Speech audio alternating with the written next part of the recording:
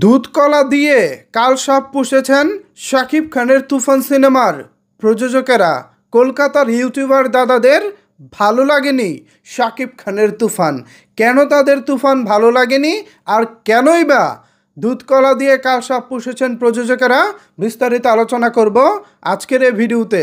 সুতরাং ভিউয়ার্স, এদিক সেদিক না তাকিয়ে মনোযোগ সহকারে আমার কথাগুলো শুনতে থাকুন, কারণ আজকের এই ভিডিওতে অনেক বেশি গুরুত্বপূর্ণ কথা বলা হবে। সো চলেন মূল ভিডিও শুরু করা যাক। এই যে দুধ কলা দিয়ে কালসাপ পুষেছেন, এই বিষয়টা আসলে কি? ভিউয়ার্স, আপনারা নিশ্চয়ই গতকালকে খেয়াল করেছেন কলকাতায় তুফান সিনেমার একটি প্রিমিয়ার শোয়ের আয়োজন করা হয়েছে।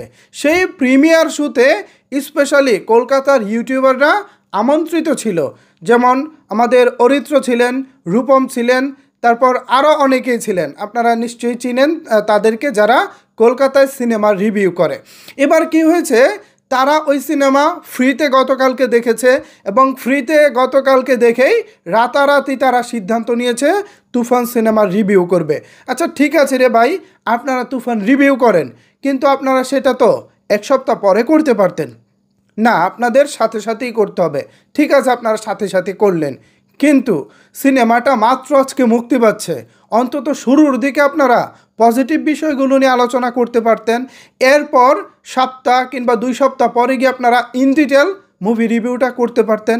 তাহলে যেটা হতো, সাধারণ পাবলিক যারা রয়েছে, যারা সিনেমা দেখতে চায়, যারা সিনেমা দেখার জন্য হলে যেতে ইচ্ছুক, তারা ঠিকই হলে যেত। কিন্তু আপনাদের এই নেগেটিভ রিভিউর কারণে তারা কিন্তু এখন হলে যাচ্ছে না।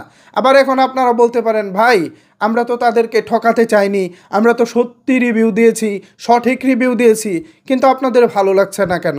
এই যে আপনারা এই কথাটা বলবেন না, এই কথারও কিন্তু একটা যৌক্তিক উত্তর রয়েছে। আমি প্রিন্স এন্টারটেনমেন্ট নামে একটি ইউটিউব চ্যানেল, কলকাতার আরও একজন ইউটিউবার, তার চ্যানেলে একটি পাবলিক রিভিউ দেখলাম। সাধারণ কলকাতার যারা দর্শক রয়েছেন, তারা যখন হল থেকে বের হচ্ছিলেন, ঠিক সেই সময় প্রিন্স ভাই তাদের থেকে তুফান সিনেমার পাবলিক রিভিউ নিচ্ছিলেন। যতজন ছিলেন, সেটার সংখ্যা হয়তো কম ছিল, কিন্তু যতজনই ছিলেন, যতজন বেরিয়ে এসেছেন, প্রত্যেকে তুফান সিনেমার ভূয়সী প্রশংসা করেছেন। প্রত্যেকে তুফান সিনেমার ভূয়সী প্রশংসা করেছেন। এখন এই যে আপনারা দাদারা ফ্রিতে যারা তুফান সিনেমা দেখেছেন, কিন্তু পাবলিক যারা রিভিউ দিচ্ছে, আপনাদের দুজনের কথা তো মিলতেছে না। এই যে আপনারা যারা নিজেদেরকে ক্রিটিক্স দাবি করেন, জ্ঞানী ব্যক্তি দাবি করেন, সিনেমা বিশেষজ্ঞ দাবি করেন, তাহলে আপনাদের কথা এবং দর্শকদের কথা মিলে না কেন? আপনারা বলতেছেন এটা ভালো হয়নি, এমন তেমন, এই সেই ইত্যাদি ইত্যাদি, কিন্তু দর্শকদের মনে তো এমন তেমন ইত্যাদি ইত্যাদি কোনো শুনলাম না। তারা তো ঠিকই পজিটিভ রিভিউ দিচ্ছে, কিন্তু তাদের ওই পজিটিভ রিভিউটা ঢাকা পড়ে যাচ্ছে আপনাদের ওই নেগেটিভ রিভিউর কারণে। বেশ কিছু ইউটিউবার দল বেঁধে গতকালকে তুফান দেখতে গিয়েছে ফ্রিতে, এবং এসেই তারা রাতারাতি আবার নেগেটিভ রিভিউটাও দিয়েছে। এ কারণেই আমি শুরুতে বলেছি দুধ কলা দিয়ে কালসাপ পুষেছেন প্রযোজকেরা। এদেরকে ডেকে নিয়ে ইনভাইটেশন করে সিনেমাটা ফ্রিতে দেখাইছে, আবার তারা বাসায় এসে ফ্রিতে তুফান সিনেমার নেগেটিভ রিভিউ ছড়াচ্ছে। কি লাভটা হয়েছে প্রযোজকদের আমাদের বলতে পারেন? প্রযোজকরা আপনাদের কি লাভটা হয়েছে? নিশ্চিতভাবে কোনো লাভ হয়নি। এরা যদি ভাই নিজের পকেটের টাকা খরচ করে ছবিটা দেখে নেগেটিভ রিভিউ দিত, তাও ভাই মনের মধ্যে একটা বুঝ দিতে পারতাম যে না ঠিক আছে, তারা টাকা দিয়ে ছবিটা দেখেছে, তাদের ভালো লাগেনি, তারা খারাপ রিভিউ দিতেই পারে। মাগনা ছবি দেখছে, মাগনা সব কিছু হয়েছে, তারপরও তাদের নেগেটিভ রিভিউ দিতে হবে? দুধ কলা দিয়ে সত্যি প্রযোজকরা কালসাপ পুষেছেন। এখন প্রশ্ন হচ্ছে, কলকাতায় ছবিটা আসলে কেমন চলতে পারে? কালসাপের ব্যাপারটা আমি আলোচনায় সরিয়ে রাখলাম, ইউটিউবার ভাইদেরকে নিয়ে আরও কথা আছে, আমি আরেকটু পরে বলবো। এবার চলেন কলকাতায় কেমন চলতে পারে তুফান, এ বিষয়ে আলোচনা করি। দেখেন, আমি যতটুকু শুনেছি কলকাতায় প্রায় 40+ সিনেমা হল পেয়েছে তুফান, কিন্তু এই 40+ হলে কিন্তু ভাই আমরা বাংলাদেশের মতো সিস্টেম না।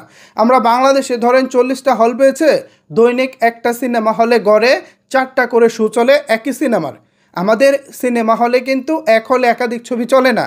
কলকাতার দাদারা যারা রয়েছেন, আপনাদের হয়তোবা এই বিষয়টা মিসআন্ডারস্ট্যান্ডিং মনে হতে পারে, তো আপনাদের সুবিধার্থে আমি বলে দিচ্ছি, বাংলাদেশের নিয়ম অনুযায়ী একটি সিনেমা হলে একটি ছবি চলে এবং সারাদিন সারাদিনে 4টা 5টা যতগুলো শো চলে একটা ছবিরই চলে।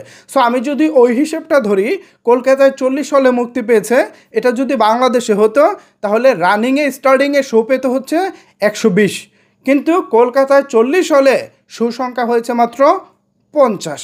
যাই হোক, কথা সেটা না। তো এই যে 50টা শোতে, এখন এই 50টা শোতেই তুফান আসলে কেমন দর্শক আসে সেটা আমার জানার জন্য আমাদেরকে আগামী রবিবার পর্যন্ত অপেক্ষা করতে হবে। আপনারা জানেন কলকাতা এবং ভারতে শুক্রবারে কিন্তু ওয়ার্কিং ডে এবং রবিবার শনিবার হচ্ছে বন্ধের দিন। সুতরাং আগামীকাল এবং পরশু কেমন করতে পারে তুফান সেদিনটার জন্য আমরা তাকিয়ে থাকব। সো তখনই আমরা বুঝতে পারবো সেখানে আসলে কেমন চলতেছে। মোটামুটি 50টা শো পেয়েছে।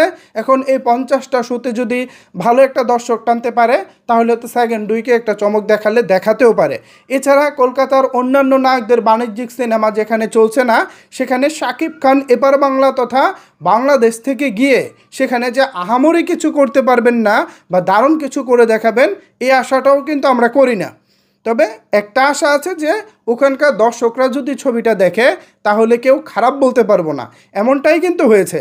আমি আজকে যতগুলো রিভিউ দেখেছি প্রত্যেকজন সাধারণ দর্শক এই তুফান সিনেমা ভালো লেগেছে, ভালো বলেছে। কেউ কিন্তু বলে নাই যে কি দেখলাম ফালতু বা সময়টা নষ্ট হলো, এই ধরনের কথা কিন্তু কলকাতার কোনো দর্শক বলেনি। তবে কারা বলেছে? এই যে যারা ইউটিউবার দাদা আছেন তারা বলেছেন, তাদের কাছে নাকি ছবিটা তেমন একটা ওই লেভেলের কিছু হয়নি। তো যাই হোক, তো কলকাতার ইউটিউবার দাদাদেরকে বলবো, দেখেন আপনারা আপনাদের ইন্ডাস্ট্রির এত বড় ক্ষতি করতেছেন যা সত্যিকার অর্থে আপনাদেরকে দিয়ে এটা ঠিক না। আপনাদের ইন্ডাস্ট্রি আপনারা কিভাবে টিকিয়ে রাখবেন সেই চিন্তা না করে সিনেমা মুক্তির প্রথম দিনেই শাকিব খানকে নিয়ে রিভিউ করেছেন, বাজে রিভিউ দিয়েছেন, আমার কোনো আপত্তি নাই, আপনারা সেটা দিতেই পারেন। পার্শ্ববর্তী একজন দেশের তারকাকে আপনাদের ভালো নাই লাগতে পারে, ব্যক্তিগত হিংসা বলেন, ঈর্ষা বলেন, যে কোনো জায়গা থেকে আপনারা করতে পারেন, অথবা নিরপেক্ষ জায়গা থেকে আপনারা নেগেটিভ রিভিউ দিতে পারেন, ডাজেন্ট ম্যাটার। কিন্তু এই একই কাজ যখন আপনারা দেবজিৎ, অঙ্কুশ বা সোহম ওদের বেলায়ও করেন, তখন আমার ভাবতে অবাক লাগে আপনারা কি আসলেই সিনেমার ভালোর জন্য সিনেমার রিভিউয়ার হয়েছেন নাকি ইন্ডাস্ট্রিকে ডোবানোর জন্য হয়েছেন? আমার মনে হয় এই বিষয়টা আসলে দর্শকদের ভেবে দেখা উচিত। আপনাদের মাধ্যমে কখনোই ইন্ডাস্ট্রি ভালো কিছু পাবে না। যারা মুক্তির প্রথম দিন, ইনফ্যাক্ট প্রথম দিনও না, আগের দিন, সিনেমার তো প্রিমিয়ার হয় অ্যাকচুয়ালি 2-1 দিন আগেই হয়, তো আগের দিন যদি ছবিটা আপনারা ফ্রিতে দেখেন এবং পরের দিন সকালে মর্নিং শো যখন দর্শকরা ছবিটা দেখেও নাই, মর্নিং শোতে যখন দর্শকরা ছবিটা দেখেও নাই, ঠিক ওই সময় আপনারা একটা নেগেটিভ রিভিউ দিয়ে দিচ্ছেন।